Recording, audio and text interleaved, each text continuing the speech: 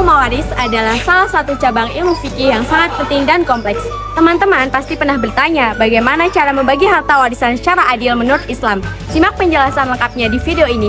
Namun sebelumnya, Assalamualaikum warahmatullahi wabarakatuh.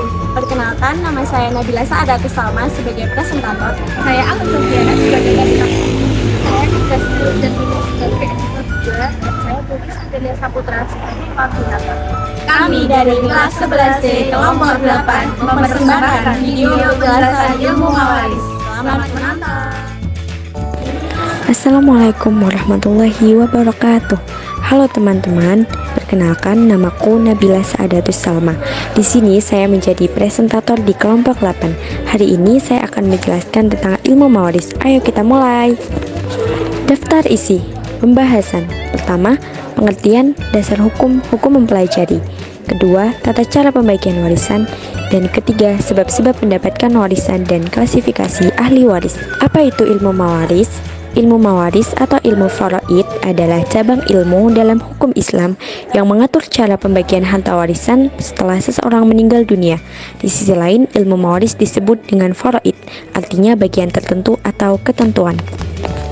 Dasar hukum mawaris. Sumber hukum ilmu mawaris paling utama adalah Al-Quran, kemudian As-Sunnah atau hadis, dan setelah itu ijma' para ulama serta sebagian hasil ijtihad para mujtahid. Allah berfirman dalam surat An-Nisa ayat 14, artinya, barang siapa mendurhakai Allah dan Rasulnya dan melanggar ketentuannya, maka Allah akan memasukkannya ke dalam neraka, sedang ia kekal di dalamnya dan bagian siksa yang menghinakan. Bagaimana hukum mempelajari ilmu mawaris? Para ulama berpendapat bahwa mempelajari dan mengajarkan ilmu mawaris adalah fardu kifayah. Namun, walaupun hukum awalnya fardu kifayah, akan tetapi dalam kondisi tertentu, saat tak ada seorang pun yang mempelajarinya, maka hukum mempelajari ilmu mawaris berubah menjadi fardu ain. Tata cara pembagian warisan.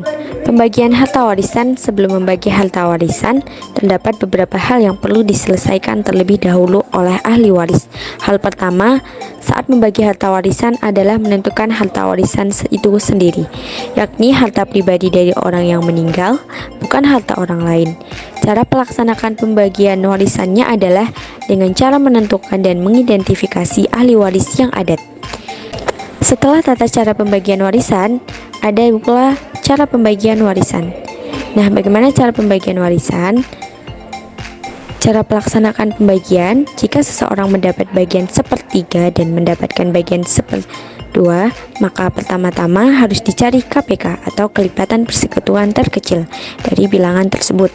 KPK dari kedua bilangan tersebut adalah 6, yaitu bilangan yang dapat dibagi dengan angka 3 dan 2. Contoh, seorang meninggal ahli waris terdiri dari ibu, bapak, suami, seorang anak laki-laki dan anak perempuan, kakek dan paman. Next, sebab-sebab menerima warisan. Pertama, hubungan kekerabatan atau al-qorobah. Hak waris diberikan kepada kerabat dekat seperti anak, pasangan, dan orang tua. Kedua, ada hubungan perkawinan atau al-musaharah. Pasangan suami istri berhak menerima warisan dari pasangan yang meninggal. Dan terakhir, ada hubungan memerdekakan budak atau al-wala. Pada masa lalu, orang yang memerdekakan budak memiliki hak waris tertentu. Namun, ini tidak relevan dalam konteks modern. Klasifikasi ahli waris. Klasifikasi ahli waris bermacam-macam. Pertama, furudul muqaddarah. Ahli waris dengan bagian tetap ditentukan oleh Al-Quran, misalnya istri, ibu, dan anak perempuan. Kedua, zawil furud. Mereka adalah ahli waris yang mendapatkan bagian tetap yang telah ditetapkan dalam Al-Quran, termasuk istri, ibu, ayah, anak perempuan, kakek, dan nenek. Yang terakhir, ashabah. Ahli waris yang menerima sisa harta setelah bagian tetap dibagikan, seperti saudara laki-laki dan paman. Nah, itulah seputar pembahasan tentang ilmu mawaris. Any question? Jika ada pertanyaan bisa ditanyakan langsung. Terima kasih, sampai jumpa. Semoga bermanfaat.